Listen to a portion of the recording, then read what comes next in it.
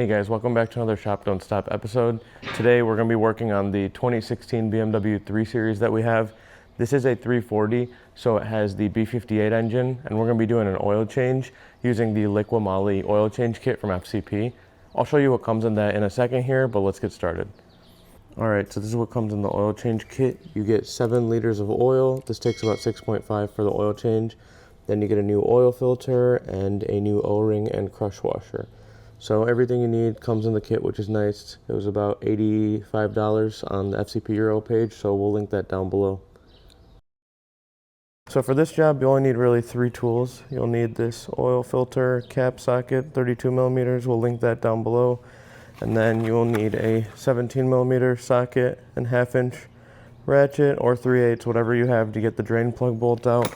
And then a 1/2 inch or 3/8 torque wrench to torque your drain plug and the oil filter housing back. So that's all you need. Let's get started here. All right, so obviously I have the car on 4+ lift, but I just cracked the drain pan, the drain plug loose, and we'll just let it drain now. And just let it drain until it drips pretty much, but just give it some time. And there we go. Oil looks pretty good actually. It's only been about 5,000 miles. I like to change it every 5,000. But I like to take a look, just check the quality of the oil. I probably will do a Blackstone analysis eventually, but I just haven't done one yet. All right, so we got the old crush washer and then the new one here. While the oil's draining, let's just swap it out. So just put it on like this, and then we'll go tighten it up and torque down to 25 Newton meters or 18 pound-feet. So just hand tighten it on there so you're not stripping anything. And then we'll get the torque wrench now.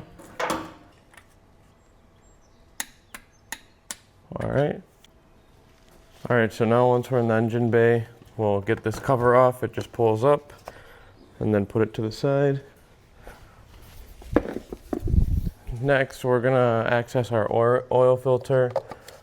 So it's gonna be down here in the back, right there, and that's when you need that special tool that we talked about earlier. So I'm gonna put those tools together and then start taking that off.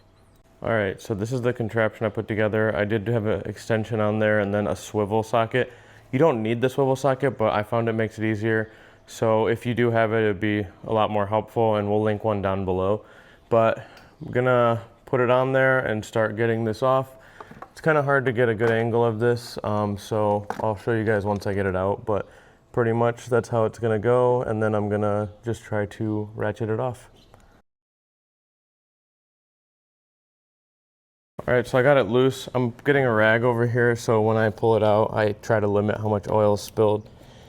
So it's a little tight squeeze, but just pull it right through this area in the middle and then put it on the rag, and there's our old filter. So we'll get the new O-ring on here and then get the replacement filter in there and reverse the process. All right, so now I got the new O-ring here. So pretty much a pick tool would help. So what you want to do is just try to get under there. It's not necessary though, but it comes right off like that. Put the old one to the side, get the new one, and pretty much just slides in like this. Just go around. You might have to stretch it over a little, but it'll seat into this groove right here. And then once it's done, we'll oil a little bit around the edge and then put it back in there and torque it down. So when you get the new oil filter, you want the O-ring to the top. So this will just click in at the bottom here, like that, and the O-ring's at the top. So let's oil these up and get them back in.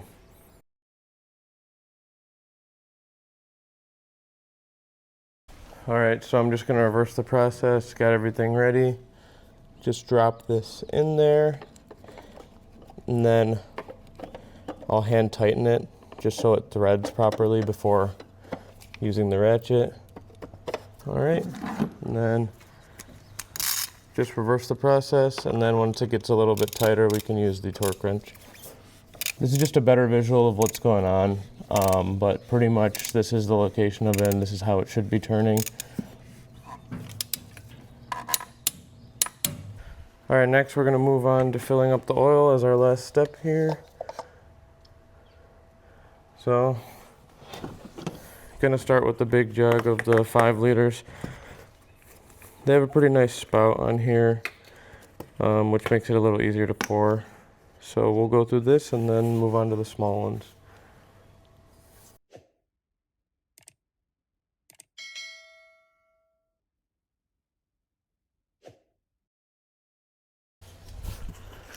Alright, next I'll add another liter with the small one, and then we'll start counting with the last liter. Alright, so the total oil capacity is 6.5 liters. So we put in 6 liters now, and this is a full liter, this last one. So we'll put about half of it in, and then we'll check our oil level.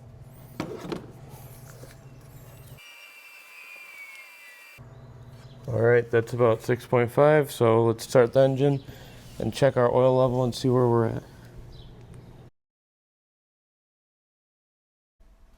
Alright, so to check the oil level on these cars, it's an electronic dipstick, unfortunately, so your engine has to be warm for it to run.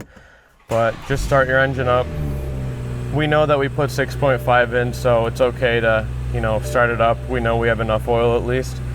So go to the engine oil level OK, and then click that. And once the engine warms up a little bit, so probably just a minute or so, then it'll say start measurement. And that's when we can measure the engine oil and see where we're at. And then after that, I'll show you guys how to reset your service intervals.